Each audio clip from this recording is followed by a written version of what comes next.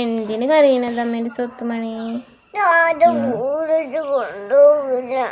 ടാറ്റ സ്കൂളിലേക്ക് കൊണ്ടുപോയില്ലേ? എന്തു ചെയ്യും?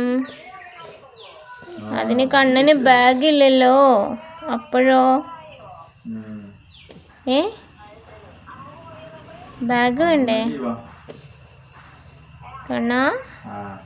ബാഗില്ലാതെ എങ്ങനെ കുളിച്ചു പോകും?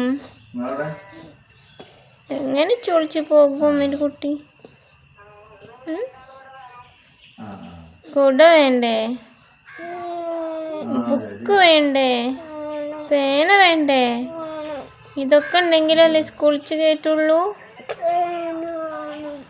എന്ത് ചെയ്യൂ കുളിച്ചു പോകാണ്?